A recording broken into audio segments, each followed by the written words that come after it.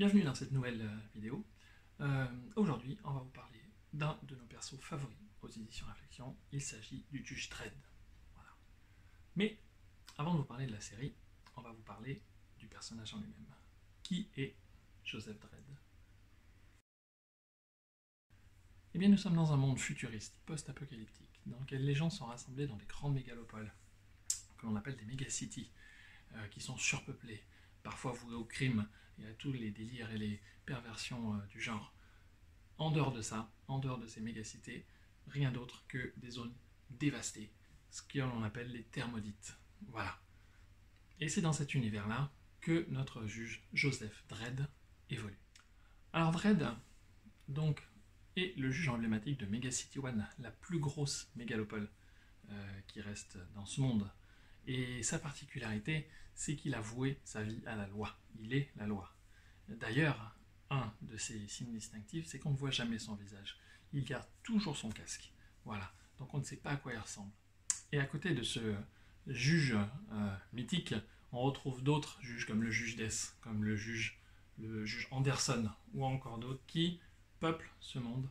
Les juges sont un peu les jurés et les bourreaux pour cette nouvelle manière de vivre dans les mégacités du monde de 2000 AD. Et maintenant qu'on a parlé du personnage, parlons de ses origines éditoriales, puisque tout commence avec 2000 AD, au travers de ce magazine-là, voilà, 2000 AD magazine, dans lequel apparaît pour la première fois Judge Dredd sous forme de petites pages, de petits strips.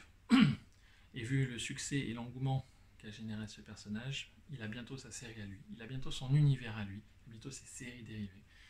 Le tout piloté encore et toujours par l'équipe de 2000 AD.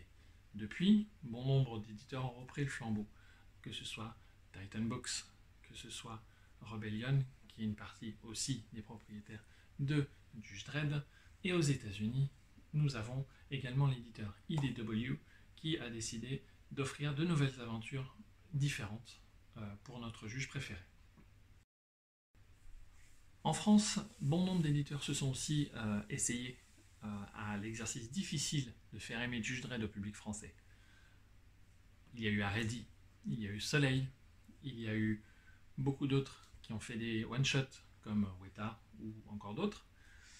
Mais aujourd'hui, deux éditeurs sont sur la scène comics et trade du juge, sont les éditions Réflexion, nous-mêmes, et nos amis de chez Delirium. Delirium ayant pris la partie britannique des éditions et Réflexion ayant pris la partie américaine. Voyons un petit peu ce que Dredd a pu nous offrir en dehors des pages de comics, que ce soit au cinéma, avec un film dont certains doivent se rappeler, avec Sylvester Stallone qui a commis la plus grosse erreur de l'univers de Dredd, c'est de lui enlever son casque. Et il ne fallait pas lui enlever son casque. Plus récemment, donc ça c'était en 95, plus récemment en 2012, avec l'excellent Karl Urban qui nous a offert donc la nouvelle mouture de Dredd. Il faut savoir que Karl Urban en plus est un gros fan du Juge Dredd et qu'il aimerait une deuxième version, un deuxième épisode, ou qu'il aimerait une série télé. Et c'est en projet, c'est en production, c'est en pourparlers. Mais on ne sait pas si ça va arriver et sous quelle forme ça va arriver bien sûr. Un peu moins connu, nous avons aussi une série animée en quelques épisodes qui a été faite il y a quelques années, et encore moins connu, une mini-série avec un tout petit budget qui a été faite en Angleterre sur une escouade de juges. Je vous conseille, si vous le trouvez en téléchargement, regardez ça, c'est bien sympa. Voilà. Donc, le juge est bien évidemment représenté sur nos petits écrans, sur nos grands écrans, dans nos librairies, et il est un peu partout. Mais pourquoi on n'en entend pas parler autant que ça? Eh bien, Judge Dredd est une série avec une grosse empreinte britannique, puisqu'on parle beaucoup de punk, on parle beaucoup de certains quartiers, on parle beaucoup de certaines références britanniques.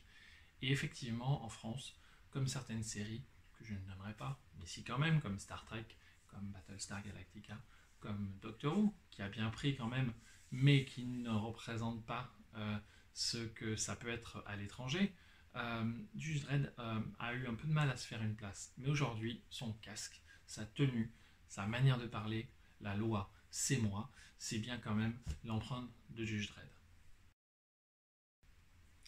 Et donc Judge Dredd chez Réflexion, ça donne quoi? Ça donne une série régulière, où pour le moment 3 albums sont sortis, un 4e est en préparation.